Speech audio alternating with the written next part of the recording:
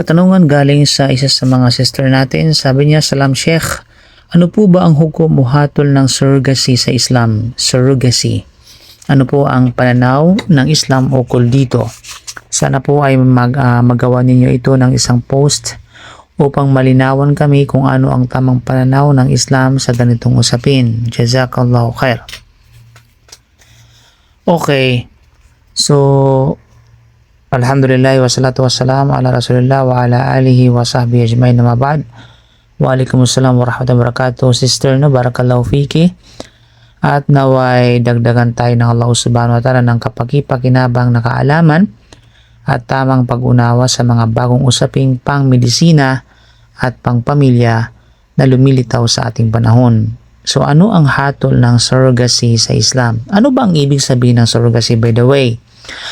Ang surrogacy po, mga kapatid, sa mga ating mga taga-subaybay ay isang pamamaraan kung saan ang isang babae ay nagdadalang tao para sa ibang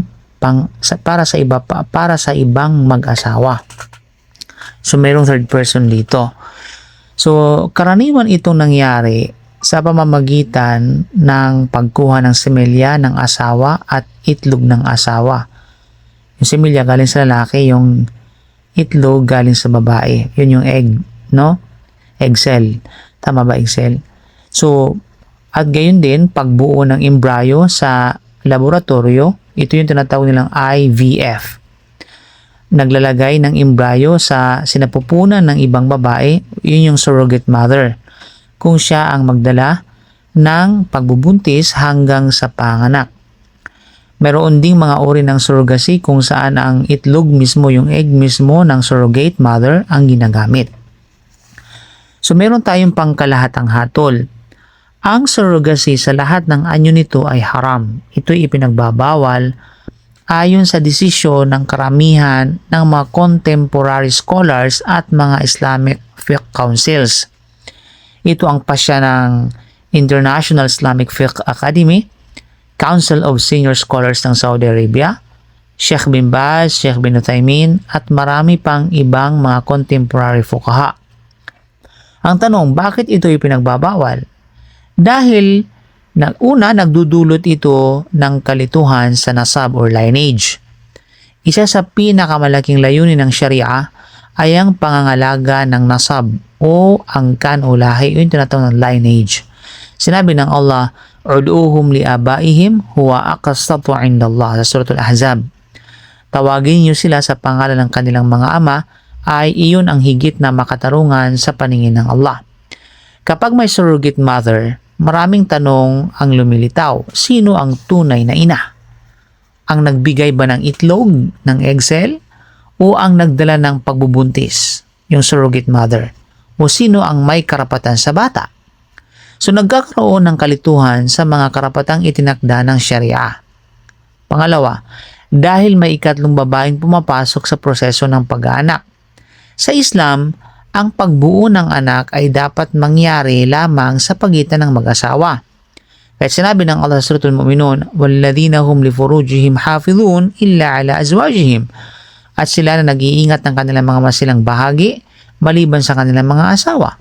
Bagamat walang actual na pagkikipagtalik sa surrogacy, may paglahok ng sinapupunan ng ibang babae sa proseso ng reproduction. Pangatlo, dahil ang Quran ay nagbigay ng malinaw na pagkilala kung sino ang ina. Sinabi ng Allah, "Inna ummahatuhum illallai waladnahum" sa Suratul Mujadala. Ang kanilang mga ina ay walang iba kundi yaong mga nagsilang sa kanila. So ito ang isa sa mga pangunahing batayan ng mga fuqaha laban sa surrogacy. Kapag may surrogate mother, nagkakaroon ng tunggalian. Ang genetic mother ba ang ina o ang babaeng nagsilang? Di ba? Kasamantala sa banal na Quran, sinabi ng Allah, ang kanilang mga ina ay walang iba kundi yaong mga nagsilang sa kanila. So paano kung mag-asawa naman ang nagbigay ng itlog at similya? May mga nagtatanong, paano kung ang embryo ay mula sa legal na mag-asawa at inilagay lamang sa ibang babae? Ang sagot ng karamihan ng mga ulama dito, ipinagbabawal pa rin. Sapagkat ang problema ay hindi lamang ang pinagmula ng embryo, kundi ang pagpasok na sinapupunan ng ibang babae sa proseso. So ano naman ang pinahihintulutan, by the way? So ang pinahihintulutan ng maraming mga ulama ay yung IVF sa pagitan lamang ng mag-asawa kapag similya ng asawa, itlog ng asawa, embryo ay ibinalik sa mismong sinapupunan ng asawa, umiiral pa ang kasal sa panahon ng proseso. Sa ganitong kalagayan, maraming ulama ang nagpapahintulot dahil walang ikatlong tao na sangkot dito. Sheikh bin Baz rahimahullah ay nagsabi sa Majmu' Fatawa bin Baz, ang pagdadala ng pagbubuntis ng ibang babae para sa mag-asawa ay hindi pinahihintulutan dahil nagdudulot ito ng pagkalito sa nasab mga karapatan ng bata. Sheikh Uthaymin rahimahullah ay nagsabi sa Fatawa Nur al-Darb, ang sinapupunan ay hindi maaaring gawing lugar para sa anak ng ibang babae sapagkat ito ay nagbubukas ng malaking kalituhan sa lahi at mga batas ng Sharia. Okay? So bilang buod sa mga usapin na ito, surrogacy gamit ang ibang babae bilang tagapagdalang tao, ito ay haram. Traditional surrogacy, itlog ng surrogate mother, ito ay haram. Gestational surrogacy, embryo ng mag-asawa ngunit ibang babae ang nagdala, ito rin ay haram. IVF gamit ang similya at itlog ng mag-asawa at ibinalik sa asawa, ito ay pinahintulutan sa maraming sitwasyon. Pag-ampon at pag-aruga sa bata ng walang pagbabago ng nasab, ito ay pinahihintulutan at mayroong gantimpala. Okay? So, ang pagnanais magkaroon ng anak ay isang likas at marangal na hangarin, alhamdulillah. Ngunit ang Muslim ay hindi naghahanap ng anak sa paraang ipinagbabawal ng Allah. Kahit sinabi ng Allah Surah Shura, Lillahi mulku samawati wal ard, yakhluqu ma yasha'u, yahabu liman yasha'u inathan, wa yahabu liman yasha'u dhukura. Kay Allah o sa Allah ang paghahari ng mga kalangitan at kalupaan. Lumilikha siya ng anumang kanyang nais, nagkakalob siya ng anumang anak na babae sa sinumang kanyang nais, at nagkakalob siya ng mga anak na lalaki sa sinumang kanyang nais. Kaya bilang panghuli, ang surrogacy ay ipinagbabawal sa Islam dahil ang mga suliraning dulot nito sa nasab o lineage, sa pagiging ina at mga karapatang itinakda ng Sharia.